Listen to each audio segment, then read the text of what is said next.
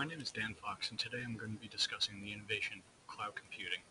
Most importantly, cloud computing has greatly increased capabilities in data storage and accessibility. In this video, I'll discuss some of the major impacts cloud computing has had on businesses and society, some important technical aspects of the innovation, as well as cloud computing's relationship to data in terms of how it transforms and outputs data. On this page, I'll discuss the intended purpose of the innovation and the new opportunities the innovation has created. The main purpose of the cloud was to provide easier access to files. By using internet servers for storage, cloud computing has eliminated the problem of only being able to access certain files locally, as well as problems with sharing large files or multiple files. This ultimately saves people valuable time as well as stress when trying to do work.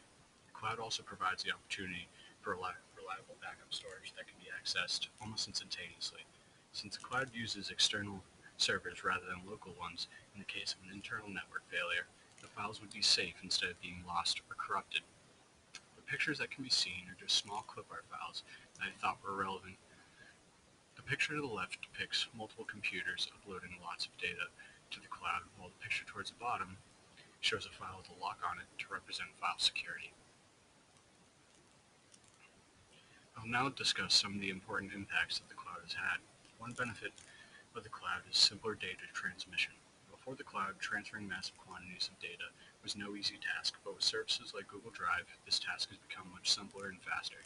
Instead of your data being saved to one particular computer that then requires an external hard drive to be connected to transport files, services like Google Drive allow you to save your data on an external server that can be accessed from any location with internet.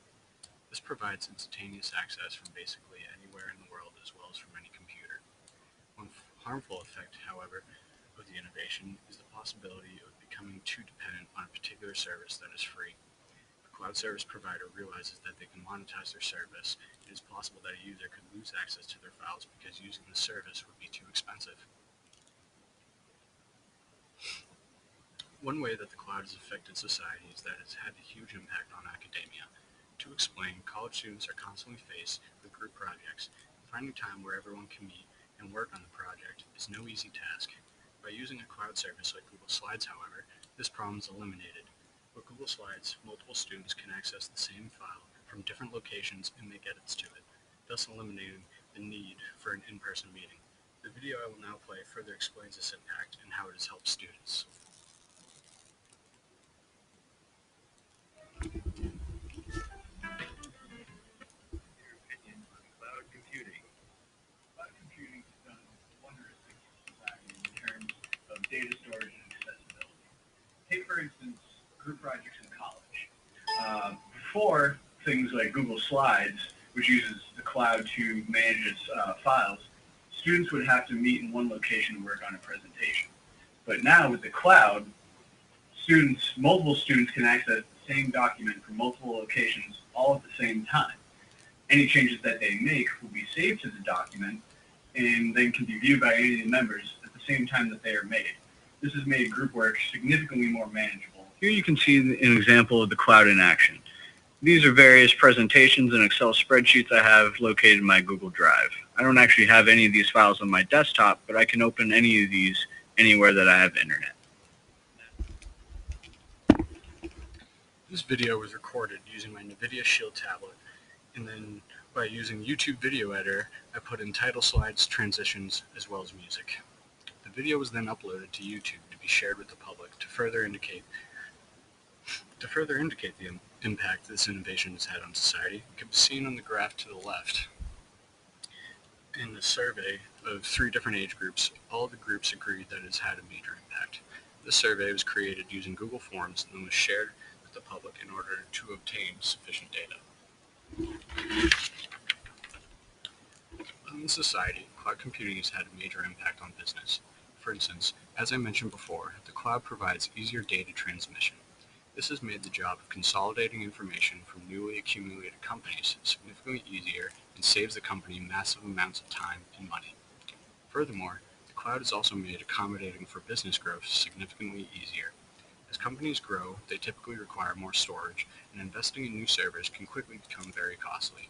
But with the cloud, a business can pay a small fee to a provider and use their storage instead, thus allowing for almost infinite growth. I'll now describe how a user interacts with the cloud. Using the cloud is a fairly simplistic process.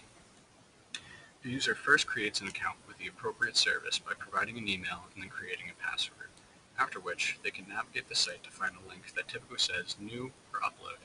In the case that Google Drive is being used, this link will say New and can be seen in the picture to the left. Clicking this link will then bring the user to a file manager that shows all of their files on their computer, which can then be selected to upload. The file or files will then be uploaded almost instantaneously, and they'll then be successfully transferred to the cloud and will be available for access anywhere that there is internet. Moving on, I will now discuss how the cloud incorporates the big ideas of abstractions, algorithms, and the internet to accomplish its purpose. In some way or another, the cloud utilizes all these big ideas, but most importantly, it utilizes the internet. This is because the cloud is an internet application that depends on its reliability and accessibility in order to function. Like I've said earlier in the video, the cloud uses external internet service to store data, and without the internet, this innovation would not even be possible. Lastly, I'm going to discuss how cloud computing relates to data. So the question is, how does the innovation consume data, produce data, and/or transform data? Well, in some way or another, all three of these processes come into play. To explain, a user first uploads a file, otherwise known as data, to a particular cloud service. This can be considered the input that the innovation will use. Next, the server breaks down the file or transforms the data into smaller packets so that it can be more readily transferred. After which, the cloud service uses various internet protocols to reassemble the packets into their original format to be displayed when accessed by the user. This can be considered the output. The picture to the right shows how a simple data string is broken into packets and then reassembled on a different computer to show the message. One concern to be aware of when using the cloud is a security breach. While the cloud is fairly secure and provides lots of fallbacks and authentications, it is still vulnerable to attack. For instance, one feature that is easily exploitable is the password protection on an individual's account. Passwords are easy to create, but whether or not they are strong passwords is another question. In the case that a weak or common password is used, the hacker could easily guess an individual's password and then gain access to their account as well as all of their files. So as a result, the user must be sure to use a complex password to ensure that their files will be protected. These are the references I used when finding the information on this for my site. I wouldn't say I used any particular source the most, but the source I found most interesting was the one which described some of the possible dangers and exploitable features using the cloud.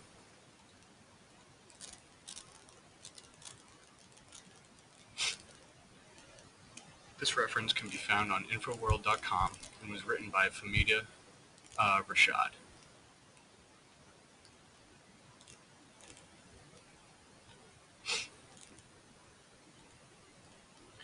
This concludes my presentation about cloud computing, but I'll now discuss how I created this website.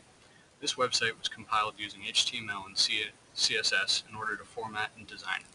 For the information on the site, I use various headline tags as well as paragraph tags to incorporate all the text. This is a sample of my impacts page and all the coding that went along with it.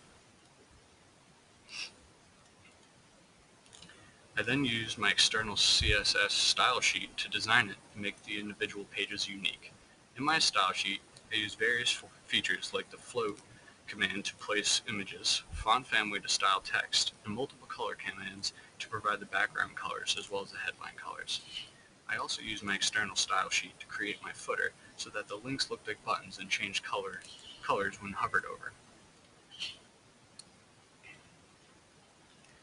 My banner and logo on my site were created using a free image editor called Pixlr Editor. Using Pixlr Editor, I used various layers and filters to create my logo, and then placed it on another layer on my banner so that it could easily be seen. For more information on the impact of cloud computing, go to the link listed for my full website.